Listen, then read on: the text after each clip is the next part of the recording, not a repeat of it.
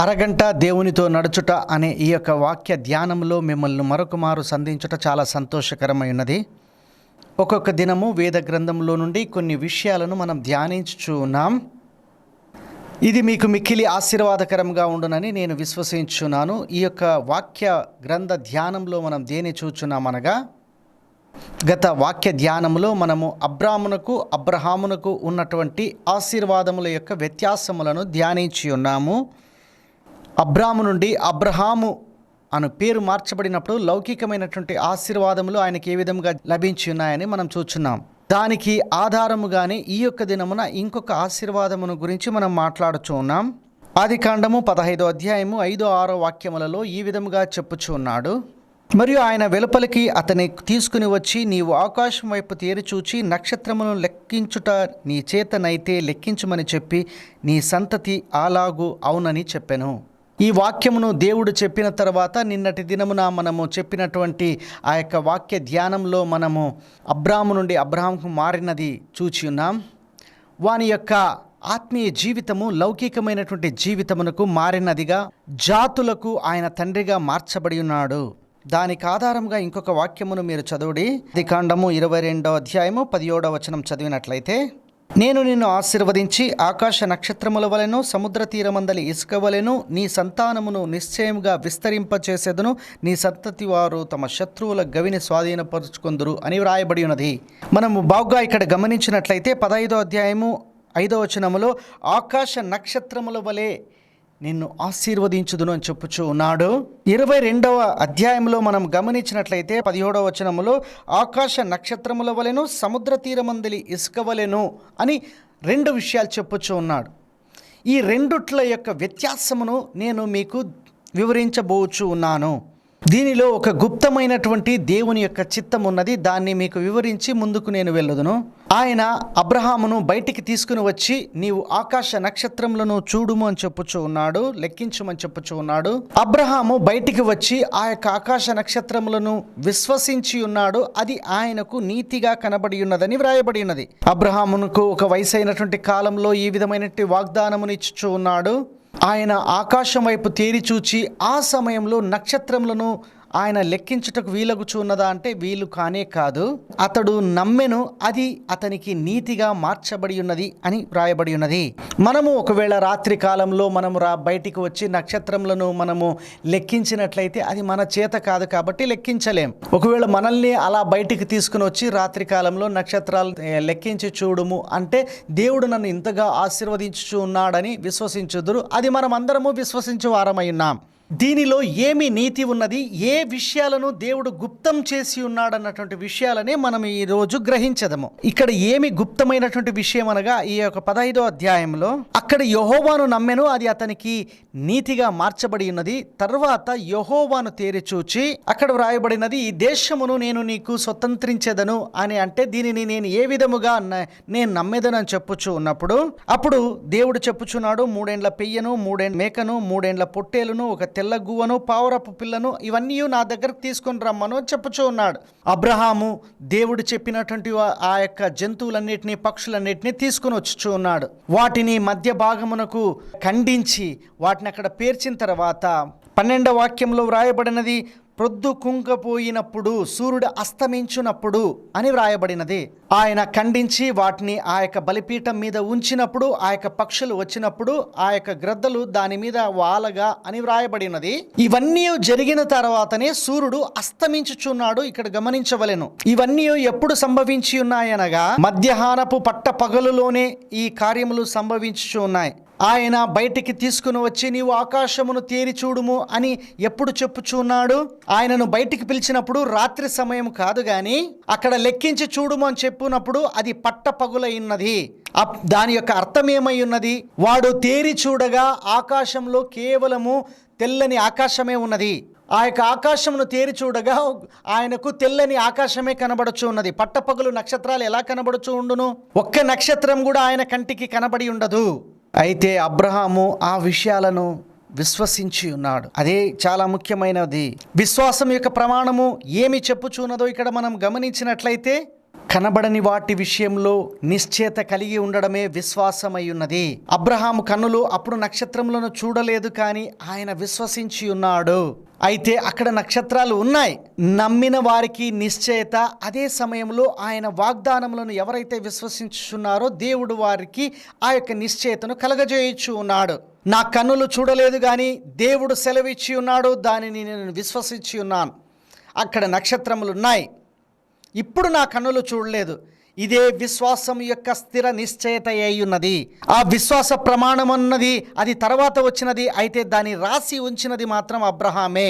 దేవుడు పిలువగానే ఆయన బయటికి వచ్చి ఆకాశ నక్షత్రములను తేరి చూచున్నాడు.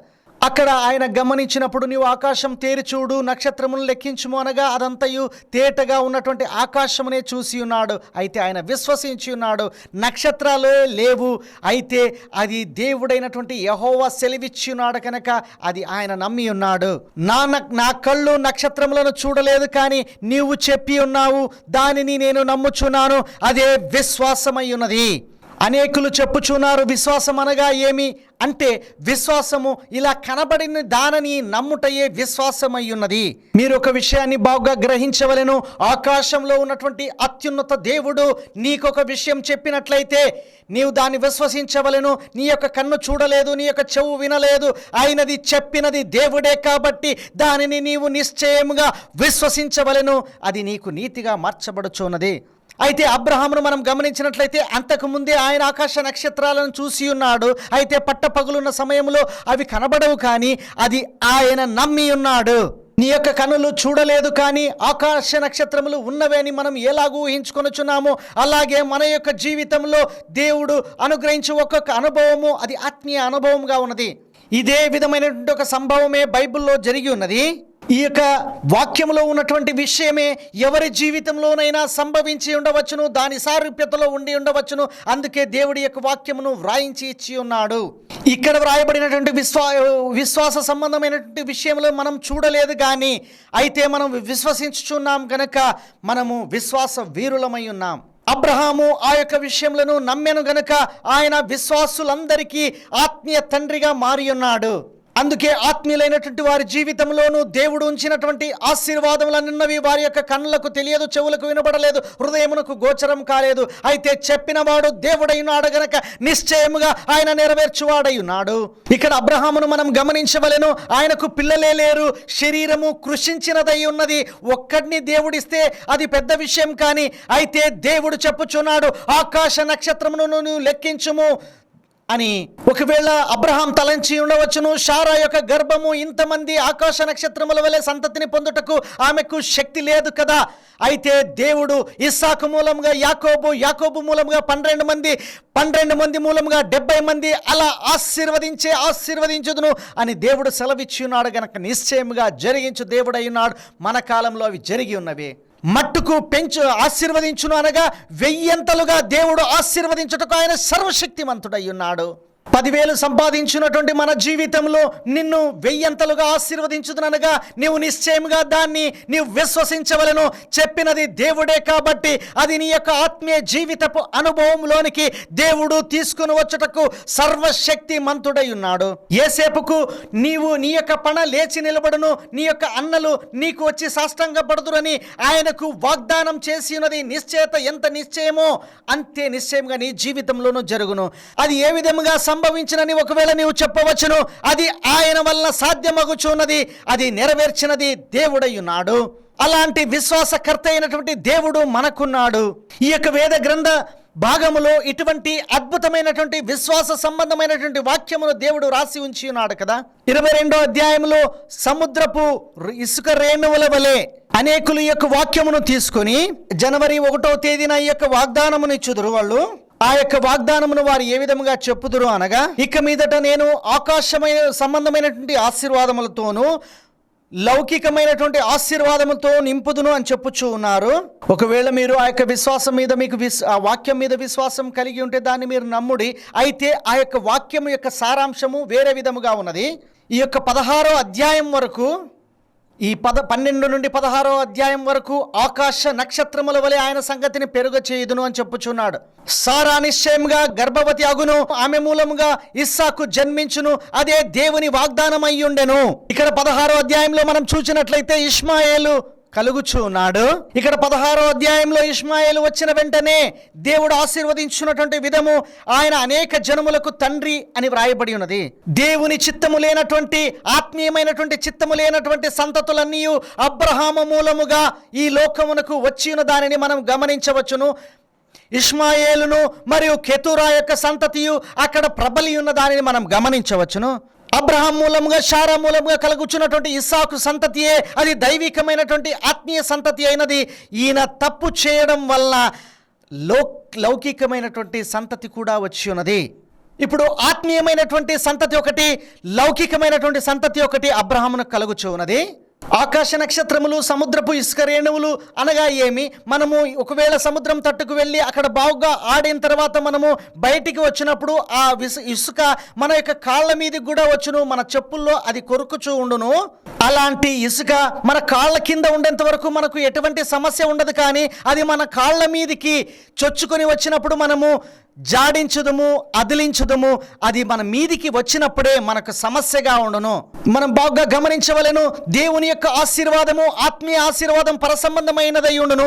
లౌకిక ఆశీర్వాదములు మీకు ఈ భూ సంబంధంలోనే ఉండును. మీరు ఎప్పుడైతే ఎత్తబడదురో ఈ లౌకికమైనటువంటి ఆశీర్వాదములు మిమ్మల్ని ఆటంకపరచును. మీరు ఈ యొక్క లౌకిక సంబంధమైనటువంటి ఆశీర్వాదములన్నింటినీ జాడించి, అదిలించి వాటిని ఇక్కడే వదిలిపెట్టి వెళ్ళితేనే నీకు పరసంబంధమైన ఆశీర్వాదములు ఉండును. లేని ఎడల అక్కడే మనసున్నట్లయితే నీవు భూ సంబంధి అయి ఉండు. ఎప్పుడైతే ఆ యొక్క ఇసుక రేణువులు నీ యొక్క తలమట్టుకు అవి పెరుగును, అవి నీ కళ్ళల్లో ఒత్తబడినదై నీవు నీ యొక్క కళ్ళను తిక్కుకున్నటువంటి పరిస్థితి వచ్చును. లౌకికమైనటువంటి ఆశీర్వాదములు హెచ్చగా మనం ఒక సామెత చెప్పుదాము, వానికి కన్ను మిన్ను తెలియకుండా పోవుచున్నాడు అని మనం సామెతను ఉపయోగించుచున్నాం కదా. అదే విధముగా అది మన కన్నులకు కూడా భారముగా ఆ ఇసుక రేణువులు మారును. అదే లౌకికమైనటువంటి ఆశీర్వాదము. మన యొక్క ఆత్మీయ జీవితంలో లిమిట్ దాటి లౌకికమైనటువంటి ఆశీర్వాదములు మన యొక్క జీవితంలో ప్రవేశించనే కూడదు. మన కుటుంబ పోషణకు ఎంత కావాలనో అంతనే దేవుడు ఇవ్వవలెను. నీ యొక్క ఆత్మీయ జీవితంలో, కుటుంబ జీవితంలో నీకు ఎంతగా దేవుడు ఆశీర్వాదం ఇచ్చునో, నీ యొక్క వ్యాపారంలో నీకు ఎంత ఆశీర్వాదం ఇచ్చునో అది చాలు అన్నటువంటి తృప్తి కలిగిన వాడపై జీవించవలన. లేనట్లయితే దాని వలన నీకు అత్యధికముగా మారి నీ కళ్ళల్లో, నీ శరీరంలో అది ఒత్తుకున్నటువంటి ఇసుక రేణువుల వలె మారును. ఆ యొక్క లౌకికమైనటువంటి ఆశీర్వాదములు మీకు ఎక్కువైన వెంటనే మీకు ఒక లోకంలో గౌరవం వచ్చును. నేనే నా కుటుంబంలో అత్యధికమైనటువంటి ఐశ్వర్యవంతుణ్ణి, నాకు మీరు గౌరవం ఇవ్వాలి, నా మాటను మీరు హెచ్చించాలి, నా మాటను మీరు గౌరవించాలన్నటువంటి హృదయ గర్వం వచ్చును.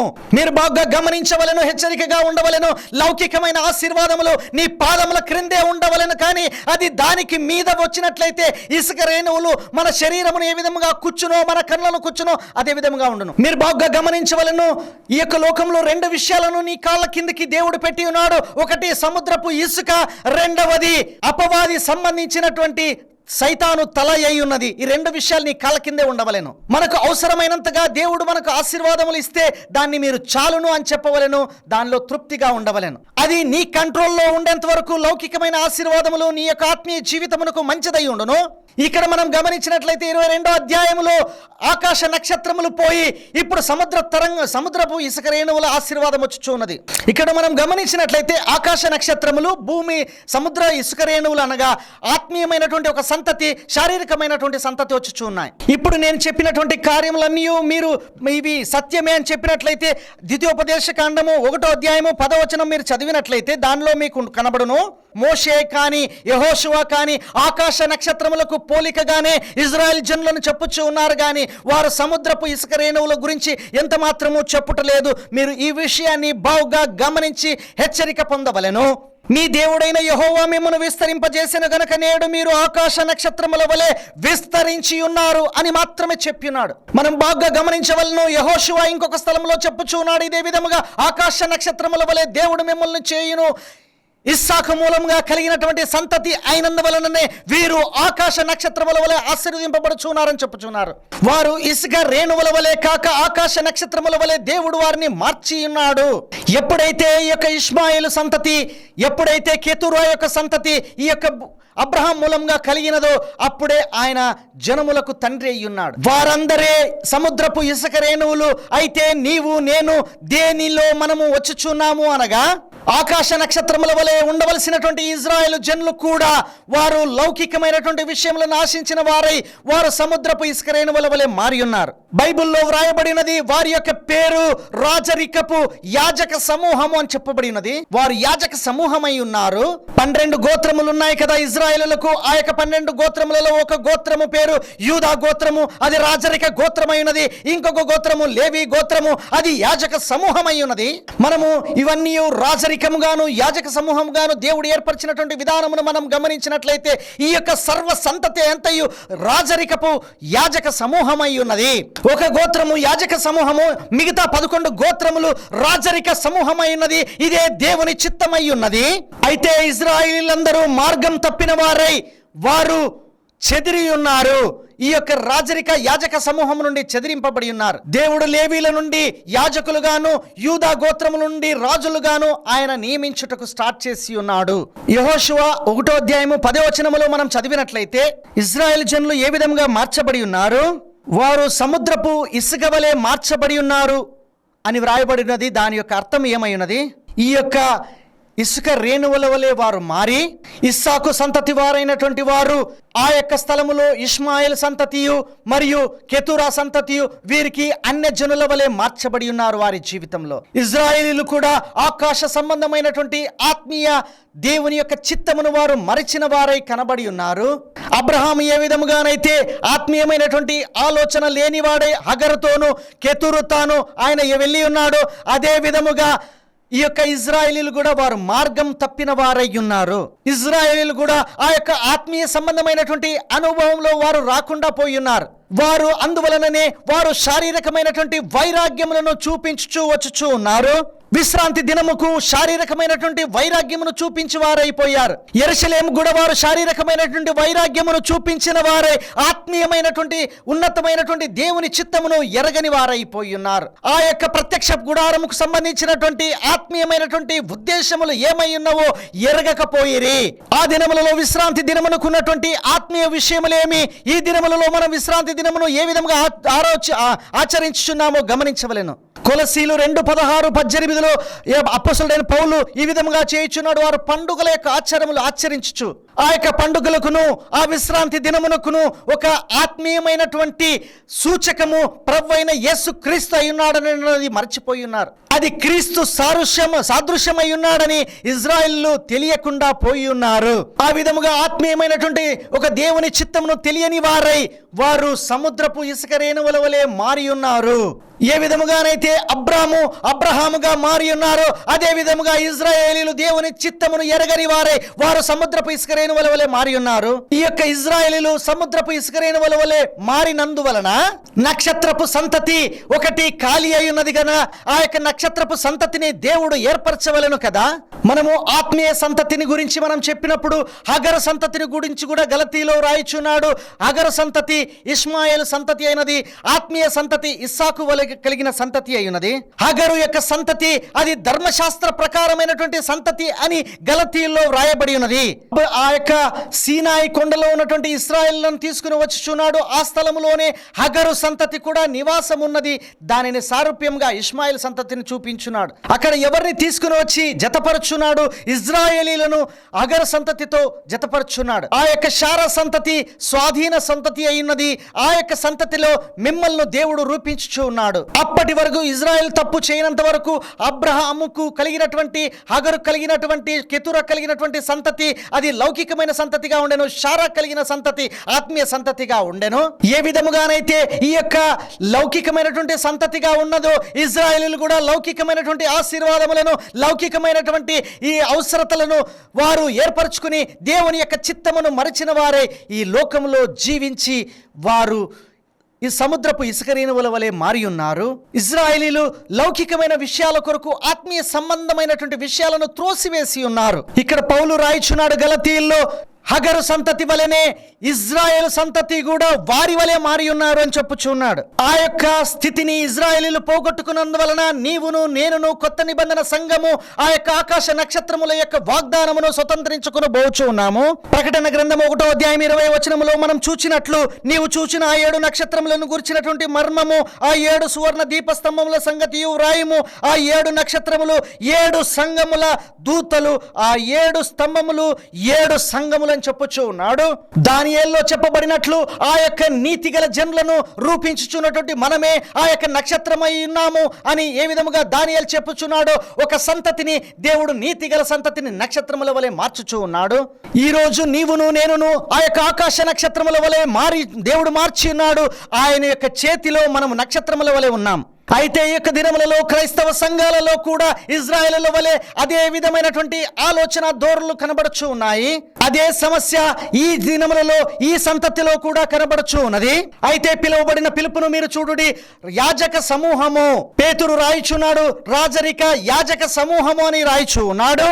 ఆ విధముగా పిలువబడినటువంటి నువ్వును నేనును ఏ విధముగా అయితే మెల్కీసెదెకు క్రమం చొప్పున మనము యాజకులుగాను రాజులుగాను మనము ఉన్నామో, అదే విధముగా ఆయన యొక్క కుడి పార్శ్వంలో కూర్చున్నటువంటి యేసు వలె మనమును ఆయనతో నిత్యము సదాకాలం ఉందుము.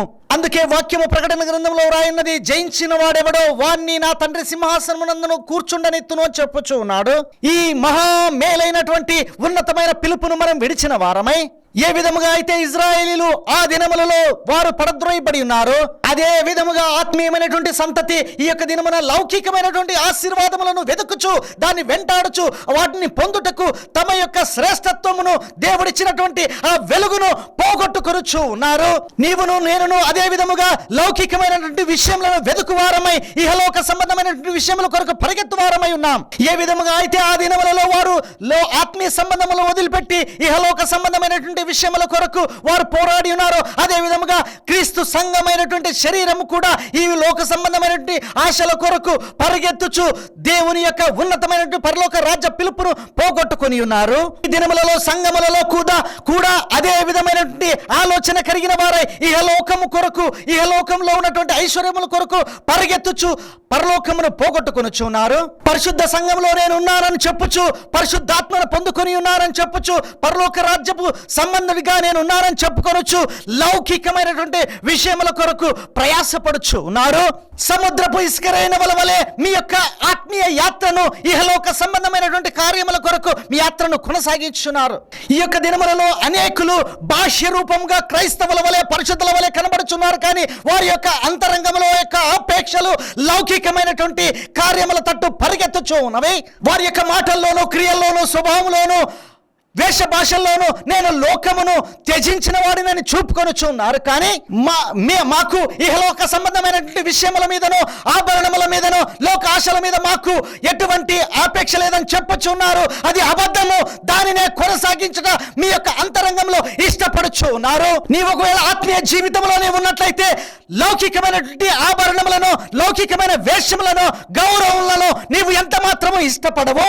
బాహ్య వేషం అయితే చాలా సింపుల్ గా ఉన్నట్లు కనబడుచున్నారు, అయితే వారి యొక్క అంతరంగంలో వారు వ్యవహరించే తీరు చాలా లగ్జరీగా కనబడుచు ఉన్నది. మీరు బాగా గమనించవలను, దేవుడు మీ యొక్క అవసరములను నెరవేర్చువాడే కానీ మీ యొక్క అత్యవసరములను నెరవేర్చు దేవుడు కాదు. దేవుడు లగ్జరీ లైఫ్ ను ఎంత మాత్రము ఇష్టపడడు. ఆడంబరములను దేవుడు ఆభరణములను ఇష్టపడుట లేదు. నీ అంతరంగంలో దేవుడు దేన్ని ఆశించుచున్నాడో అదే విధముగా బాహ్యముగా కూడా నీవు అదే విధముగా ప్రవర్తించవలెను. బయట చూచుటకు చాలా సాధారణమైన వ్యక్తిగా ఉన్నావు, అయితే నీ అంతరంగము చాలా అత్యున్నతమైనటువంటి లగ్జరీ లైఫ్ ను అనుభవించవలనని ఆశపడుచు ఉన్నది. వారి కుటుంబాల్లో చాలా లగ్జరీ వస్తువులు ఉండును, వారు జీవించే వ్యవహారములలో లగ్జరీ ఉండును, అయితే మాట్లాడుచున్నదంతయు చాలా సింపుల్ గా సాధారణంగా మేము జీవించున్నామని చెప్పుచు ఉన్నారు. ఆకాశ నక్షత్రములు ఏ విధముగా ఉండునో తెలియనా? భూమి నుండి ఆకాశ నక్షత్రములు మనం చూసినట్లయితే అవి కేవలం సాధారణంగా నక్షత్రముల వలె కనబడుచు ఉన్నాయి. దగ్గరికి పోయి చూసినప్పుడే దాని యొక్క ప్రకాశం కనబడుచు ఉండును. ఆత్మీయ జీవితంలో లౌకికమైనటువంటి మహిమ వేరు, దేవుడు అనుగ్రహించు మహిమ వేరై ఉన్నది. మనము వారి దగ్గరికి వెళ్ళినప్పుడే ఇలాంటి వ్యక్తుల గురించి మనకు తెలియచున్నది. దగ్గరికి పోయినప్పుడు వారి యొక్క ఆత్మీయ జీవితం ఎలా ఉన్నది, వారి యొక్క బాహ్య రకమైనటువంటి జీవితం ఎలా ఉన్నది, వారి యొక్క మాట ఎలా ఉన్నది, వారి యొక్క ప్రవర్తన ఎలా ఉన్నదో తెలియను. ఈ దినమున దేవుడు నీ యందు ఎదురు చూచున్నటువంటి విషయం ఏమనగా, నీవు సముద్రపు ఇసుక రేణువా లేక ఆకాశ నక్షత్రమువా? మీరు గమనించవలెను, అబ్రహామునకు ఆకాశ నక్షత్రముల వలె నేను ఆశీర్వదించుదనని చెప్పినటువంటి దేవుడు అబ్రహాము హగరును చేర్చుకున్నందువలన దేవుడు ఇసుక రేణువుల వలె వారిని అభివృద్ధి చేసి ఉన్న దాన్ని మనం చూడవలను. ఆ యొక్క ఆది కాండంలోనే 22వ అధ్యాయంలో ఆకాశ నక్షత్రములను వేరుగాను, సముద్ర ఇసుక రేణువులను ప్రత్యేకముగాను దేవుడు ఏర్పాటు చేసి ఉన్నాడు. దేవకుమారులు నరుల కుమార్తెలను చూచి చక్కని వారని తెలుసుకొని వారితో తమ యొక్క సంబంధములను పెట్టుకుని ఉన్నారని వాక్యం చెప్పుచూ ఉన్నది. అందుకే దేవుడు ఆ యొక్క స్థలంలోనే చెప్పుచున్నాడు, నా యొక్క ఆత్మ నరులతో ఎల్లప్పుడూ వాదించదు అని చెప్పుచూ ఉన్నాడు. ఇశ్రాయేలీయులు కూడా అనేక స్థలములలో దేవుని యొక్క మహిమను చూచిన వారు, దేవుని యొక్క ఆశ్చర్యములను చూచిన వారు, మోయాబీ స్త్రీలను ఎప్పుడైతే చూచినారో వారు తమ యొక్క విశ్వాస జీవితంలో పడిపోయినటువంటి అనుభవం కలిగిన వారై ఉన్నారు.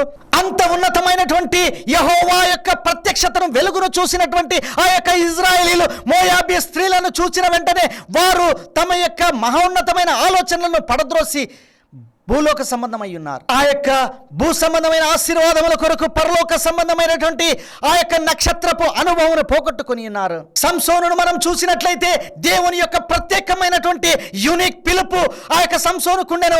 అయితే దెలీలా అనే స్త్రీని చూచినటువంటి ఆ వ్యక్తిగా తాను పడద్రోసుకుని ఉన్నాడు. ప్రభుత్వమే ఆ యొక్క సంసోనును వెతుకుచూ ఉన్నది. అటువంటి ఒక ఉన్నతమైనటువంటి భాగ్యమును వదులుకున్న వాడే ఆ ఫిలిష్తీయుల కన్యను పెళ్లి చేసుకునడం ద్వారా, ఆమెతో కూడడం ద్వారా తన యొక్క ఆత్మీయ అనుభవమును పోగొట్టుకుని ఉన్నాడు కదా. అలాంటి ఉన్నతమైనటువంటి అనుభవంలో ఉన్నటువంటి స్టెఫెను తాను పోగొట్టుకుని ఉన్నాడు కదా. అయితే ఈ దినములలో నీకును నాకును నక్షత్రము యొక్క అనుభవమును పిలుపును ఇచ్చి ఉండగా లౌకికమైనటువంటి కార్యముల కొరకు మనం ఎందుకు పరిగెత్తవలెను? అయితే మనము మనుషులమే కదా, మనకును ఇకలోక సంబంధమైనటువంటి ఆశీర్వాదముల మీద ఆశ వచ్చును, కానీ దేవుని యొక్క పిలుపును మనం పట్టుకొని ఉండవలెను. నేత్రాశయు జీవపుడంబమును ఇవన్నీ మన యొక్క జీవితంలో కలుగును. అయితే ఒకటి మాత్రము మనము నిరీక్షణ గలవారమై ఉండవలెను. నేను మహోన్నతమైన దేవుని సింహాసనంలో ఉండవలసినటువంటి రాజక సమూహము, యాజక సమూహము, నేను లౌకిక సంబంధమైనటువంటి ఇసుక రేణువుల వలె మారకూడదన్నటువంటి తలంపు కలిగిన వారై ఉండవలెను. నేను ఇహలోక సంబంధంలో ఉన్నటువంటి వ్యక్తులను చూచో, ఇహలోక సంబంధమైనటువంటి ఆడంబరములను చూచో నా యొక్క ఉన్నత పిలుపును పోగొట్టుకున్నట్లయితే నేనును ఇసుక రేణువుల వలె మారుదునన్నటువంటి హెచ్చరిక కలిగి ఉండవలెను. సముద్రపు ఇసుక రేణువులకు ఎటువంటి సమస్యనే ఉండదు, నష్టమే ఉండదు. అయితే ఆకాశ నక్షత్రములకే సమస్య. అవి భూమికి పడద్రోయబడినట్లయితేనే సమస్య.